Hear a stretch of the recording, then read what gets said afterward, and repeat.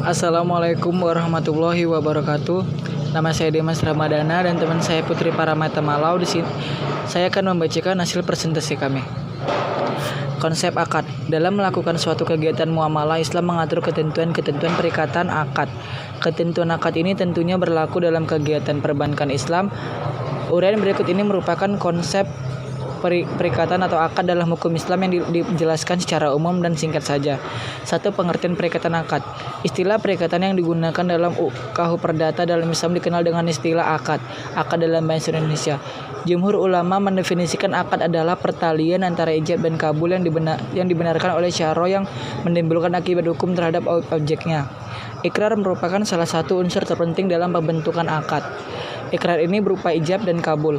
Ijab adalah suatu pernyataan dari seseorang atau pihak pertama untuk menawarkan sesuatu. Kabul adalah suatu pernyataan dari seseorang pihak kedua untuk menerima atau mengabulkan tawaran dari pihak pertama.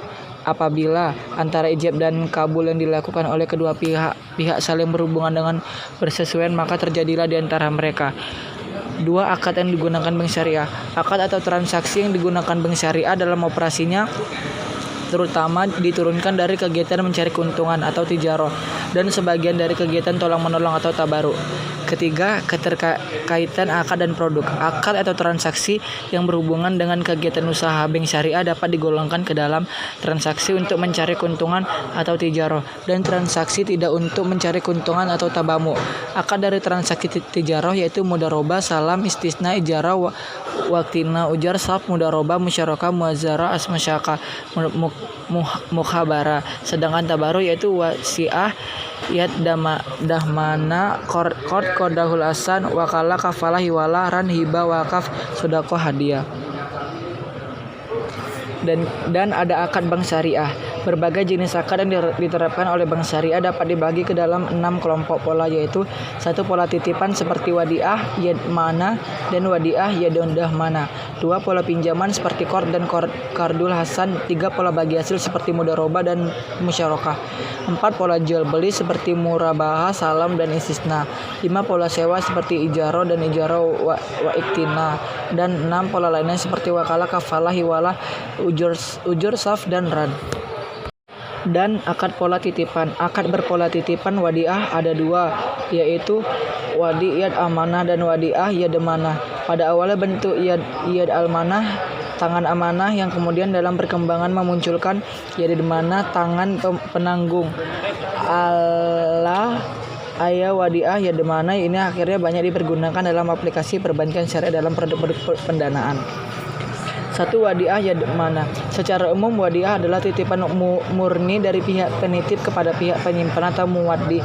Dia mempunyai barang atau aset kepada pihak penyimpan mustauda yang diberi amanah atau kepercayaan, baik individu maupun badan hukum. Tempat barang yang dititipkan harus dijaga dari kerusakan, kerugian, keamanan, dan keutuhannya dan dikembalikan kapan saja penyimpan menghendaki. Barang aset yang dititipkan adalah sesuatu yang berharga yang dapat berupa uang, barang, dokumen, surat berharga, atau barang berharga lainnya. Biasanya penitipan boleh diberikan kepada pihak penitip sebagai kompensasi atas tanggung jawab pemeliharaan. Pihak penyimpanan tidak boleh menggunakan atau memanfaatkan barang atau aset yang dititipkan, melainkan hanya menjaganya. Selain itu, barang atau aset yang dititipkan tidak boleh dicampur adukan dengan barang aset lainnya, melainkan harus dipisahkan untuk masing-masing aset penitip. Kedua, wadiah yad mana. Dari prinsip yadal amanah, tangan amanah, kemudian berkembang prinsip yad amanah, tangan penanggung, yang berarti bahwa pihak penyimpanan bertanggung jawab atas segala kerusakan atau kehilangan yang terjadi pada barang, aset, atau titipan. Rukun dari akad titipan wadiah yad amanah maupun yad amanah yang harus dipenuhi dalam transaksi ada beberapa hal berikut. 1. Perilaku akad, yaitu penitip atau muwad dan penyimpanan penerima titipan atau mustawada.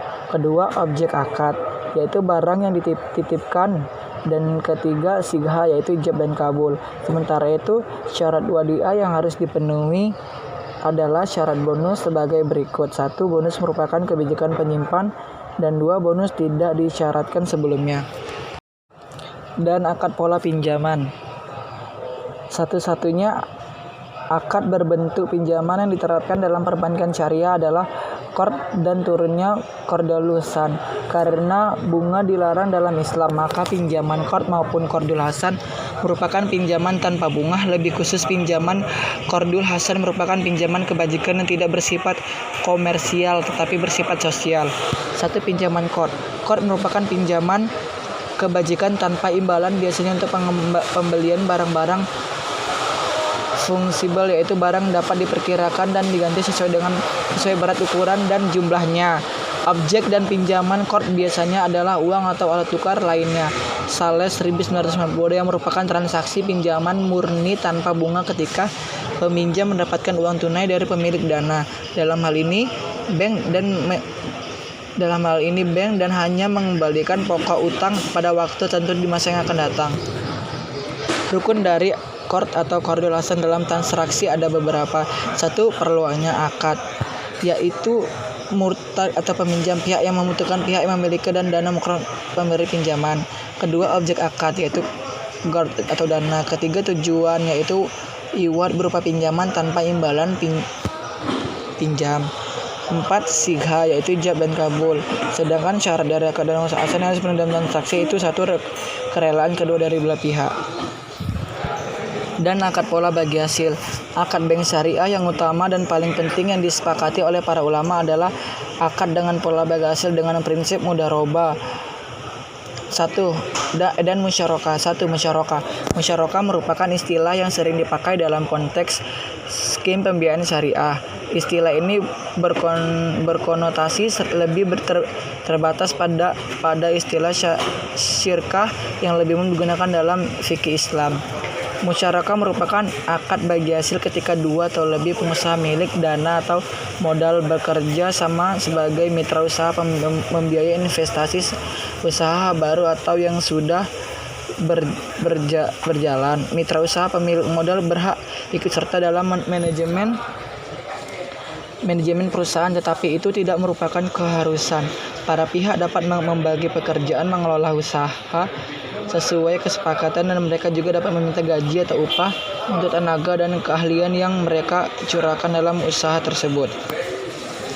Rukun dari akad musyarakah yang harus dipenuhi dalam transaksi ada beberapa, yaitu 1. Perlunya akad, 2. Objek akad, dan 3. Sigha. Syarat dari akad musyarakah yaitu akad harus dilaksanakan atas persetujuan para pihak tanpa adanya tekanan, penipuan, atau penggambaran yang keliru dan sebagainya. 2. Mudharabah.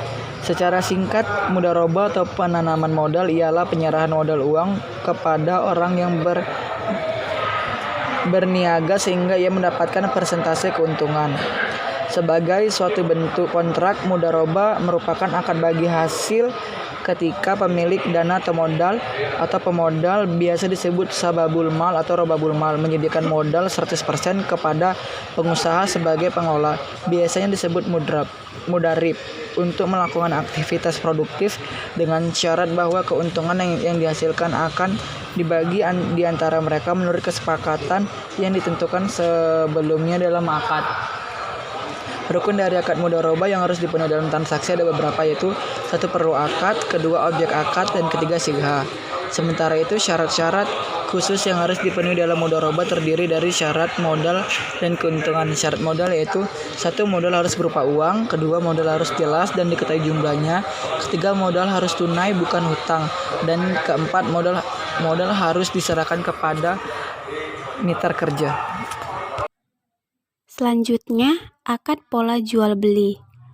Jual beli atau perdagangan atau perniagaan atau trading secara terminologi fikih Islam berarti tukar menukar harta atas dasar saling ridho atau rela, atau memindahkan kepemilikan dengan imbalan pada sesuatu yang diizinkan. Santoso 2003. Yang pertama ada murabahah. Murabahah adalah istilah dalam fikih Islam yang berarti suatu bentuk jual beli tertentu ketika penjual menyatakan biaya perolehan barang, meliputi harga barang dan biaya-biaya yang lain yang dikeluarkan untuk memperoleh barang tersebut dan tingkat keuntungan yang diinginkan. Rukun dari akad murabahah yang harus dipenuhi dalam transaksi ada beberapa, yaitu yang pertama, pelaku akad, yaitu bai atau penjual, adalah pihak yang memiliki barang untuk dijual, dan mushtari atau pembeli adalah pihak yang memerlukan dan akan membeli barang. Yang kedua, objek akad, yaitu mabi'i atau barang dagangan, dan natasaman atau harga, dan yang ketiga, sighoh, yaitu ijab dan qabul. Beberapa syarat pokok murabahah menurut Utsmani tahun 1999 antara lain sebagai berikut. Yang pertama, murabahah merupakan salah satu bentuk jual beli ketika penjual secara eksplisit menyatakan biaya perolehan barang yang akan dijualnya dan menjual kepada orang lain dengan menambahkan tingkat keuntungan yang diinginkan. Yang kedua, tingkat keuntungan dalam murabahah dapat ditentukan berdasarkan kesepakatan bersama dalam bentuk persentase tertentu dari biaya. Yang ketiga, semua biaya yang dikeluarkan penjual dalam rangka memperoleh barang seperti biaya pengiriman, pajak, dan sebagainya dimasukkan ke dalam biaya perolehan. Akan tetapi, pengeluaran yang timbul karena usaha tidak boleh dimasukkan dalam harga satu transaksi. Dan yang keempat, murabahah dikatakan sah hanya ketika biaya-biaya perolehan barang dapat ditentukan secara pasti. Jika biaya-biaya tidak dipastikan, barang atau komoditas tersebut tidak dapat dijual. Yang kedua, salam. Salam merupakan bentuk jual beli dengan pembayaran di muka dan penyerahan barang di kemudian hari dengan harga, spesifikasi, jumlah kualitas, tanggal, dan tempat penyerahan yang jelas, serta disepakati sebelumnya dalam perjanjian. Barang yang diperjualbelikan belum tersedia pada saat transaksi dan harus diproduksi terlebih dahulu, seperti produk-produk pertanian dan produk-produk fungible atau barang yang dapat diperkirakan dan diganti sesuai berat, ukuran, dan jumlahnya. Barang-barang non-fungible seperti batu mulia, lukisan berharga, dan lain-lain yang merupakan barang langka tidak dapat dijadikan objek salam. Atau Al-Omar Clan Eble Hack tahun 1996. Resiko terhadap barang yang diperjualbelikan masih berada pada penjual sampai waktu penyerahan barang.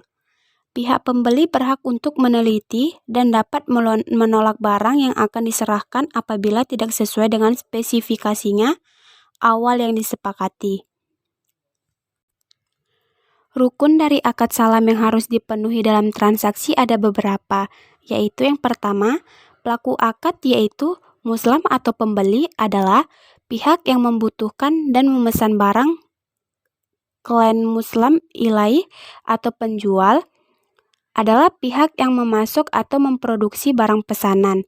Yang kedua, objek akad yaitu barang atau hasil produksi atau muslim fi'i dengan spesifikasinya dan harga atau tasman. Dan yang ketiga, sighoh yaitu ijab dan qabul.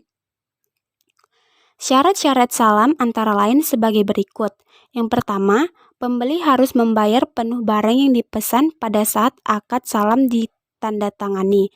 Yang kedua, salam hanya boleh digunakan untuk jual beli komoditas yang kualitas dan kuantitasnya dapat ditentukan dengan tepat. Yang ketiga, kualitas dari komoditas yang akan dijual dengan akad salam perlu mempunyai spesifikasinya yang jelas tanpa keraguan yang dapat menimbulkan perselisihan. Yang keempat, ukuran kuantitas dari komoditas perlu disepakati dengan tegas. Yang kelima, tanggal dan tempat penyerahan barang yang pasti harus ditetapkan dalam kontrak. Dan yang keenam, salam tidak dapat dilakukan untuk barang-barang yang harus diserahkan langsung. Yang ketiga, istisna. Istisna adalah memesan kepada perusahaan untuk memproduksi barang atau komoditas tertentu untuk pembeli atau pemesan. Istisna merupakan salah satu bentuk jual beli dengan pemesanan yang mirip dengan salam. Jika perusahaan mengerjakan untuk memproduksi barang yang dipesan dengan bahan baku dari perusahaan, maka kontrak atau akad istisna muncul. Agar akad istisna menjadi sah, harga harus ditetapkan di awal sesuai kesepakatan dan barang harus memiliki spesifikasi yang jelas yang telah disepakati bersama. Dalam istisna, pembayaran dapat di muka, di cicilan sampai selesai, atau di belakang. Rukun dari akad istisna yang harus dipenuhi dalam transaksi ada beberapa hal, yaitu yang pertama, pelaku akad, yaitu mutasni atau pembeli, adalah pihak yang membutuhkan dan memesan barang, dan sani atau penjual adalah pihak yang memproduksi barang pemesanan. Yang kedua, objek akad, yaitu barang atau jasa atau masnu dengan spesifikasinya dan harga atau tasman. Dan yang ketiga, siho atau ijab dan qabul. Selanjutnya, akad pola sewa. Transaksi non bagi hasil selain yang berpola jual beli adalah transaksi berpola sewa atau ijaroh. Ijaroh biasa juga disebut sewa, jasa, atau imbalan. Adalah akad yang dilakukan atas dasar suatu manfaat dengan imbalan jasa. Yang pertama, ijaroh. Sewa atau ijaroh dapat dipakai sebagai bentuk pembiayaan. Pada mulanya, bukan merupakan bentuk pembiayaan, tetapi merupakan aktivitas usaha seperti jual beli. Individu yang membutuhkan pembiayaan untuk membiayai pembelian aset produktif. Pemilik dana kemudian membeli barang dimaksud dan kemudian menyewakannya kepada yang membutuhkan aset tersebut. Rukun dari akad ijaroh yang harus dipenuhi dalam transaksi ada beberapa, yaitu yang pertama, pelaku akad, yaitu mustajir atau penyewa, adalah pihak yang menyewa aset, dan mujri atau muajir atau pemilik adalah pihak pemilik yang menyewakan. Yang kedua, objek akad, yaitu ma'jur atau aset yang disewakan, dan ujroh atau harga sewa. Dan yang ketiga, sihoh, yaitu ijab dan qabul. Syarat yang harus dipenuhi agar hukum syariah terpenuhi, yang pertama, jasa atau manfaat yang akan diberikan oleh aset disewakan tersebut harus tertentu dan diketahui dengan jelas oleh kedua belah pihak. Yang kedua, kepemilikan aset tetap pada yang menyewakan yang bertanggung jawab atas pemeliharaannya, sehingga aset tersebut terus dapat memberi manfaat kepada penyewa. Yang ketiga, akad ijaroh dihentikan pada saat aset yang bersangkutan berhenti memberikan manfaat kepada penyewa. Dan yang keempat, aset tidak boleh dijual kepada penyewa dengan harga yang ditetapkan sebelum pada aset kontrak berakhir. Yang kedua, ijaroh muntahiyah bin tamlik. Ijaroh muntahiyah bin tamlik adalah transaksi sewa dengan perjanjian untuk menjual atau menghibahkan objek sewa di akhir periode, sehingga transaksi ini diakhiri dengan ahli kepemilikan objek sewa. Selanjutnya, akad pola lainnya. Yang pertama, wakalah. Wakalah atau biasa disebut perwakilan adalah perlimpahan kekuasaan oleh satu pihak kepada pihak yang lain. Rukun dari akad ini yaitu yang pertama, pelaku akad yaitu muwakil atau pemberi kuasa adalah pihak yang memberikan kuasa kepada pihak lain, dan wakil atau penerima kuasa adalah pihak yang diberi kuasa. Yang kedua, objek akad, yaitu taukil atau objek yang dikuasakan. Dan yang ketiga, sihoh, yaitu ijab dan qabul. Sedangkan syaratnya antara lain sebagai berikut. Yang pertama, objek akad harus jelas dan dapat diwakilkan. Dan yang kedua, tidak bertentangan dengan syariat Islam. Yang kedua, kafalah.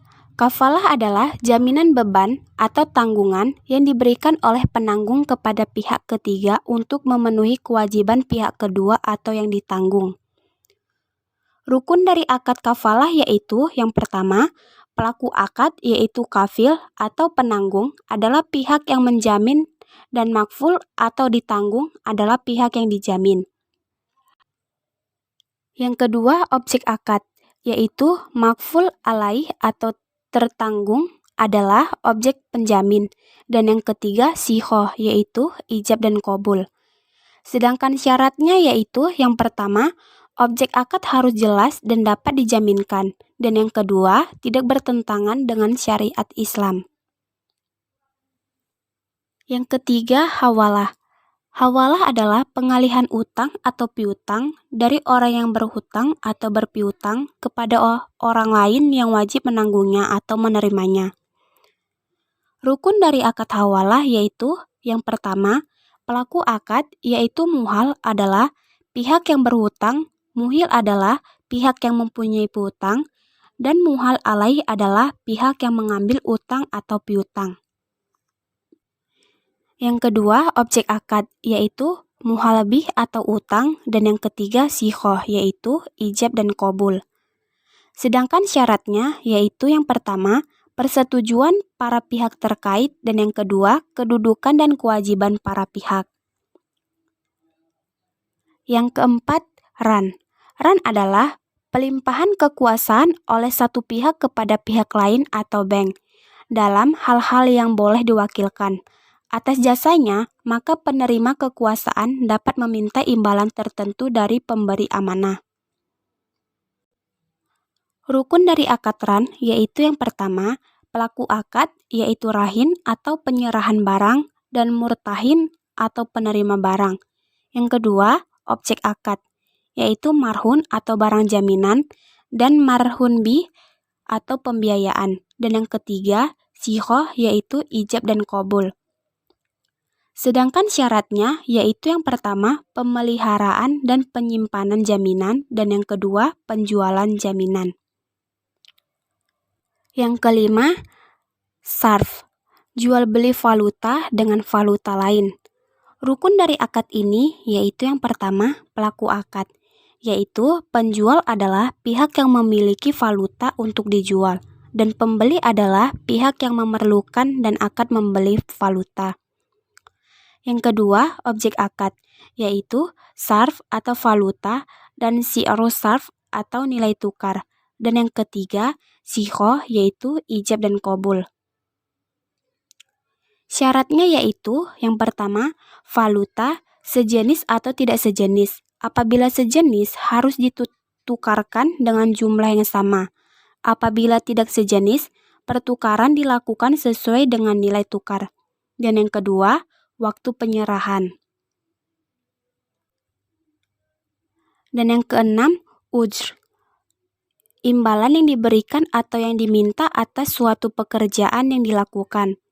Akad ujr diaplikasikan dalam produk-produk jasa keuangan bank syariah seperti untuk pengajian, penyewaan, penggunaan ATM, dan sebagainya. Sekian hasil dari presentasi kami. Lebih dan kurang kami mohon maaf. Assalamualaikum warahmatullahi wabarakatuh.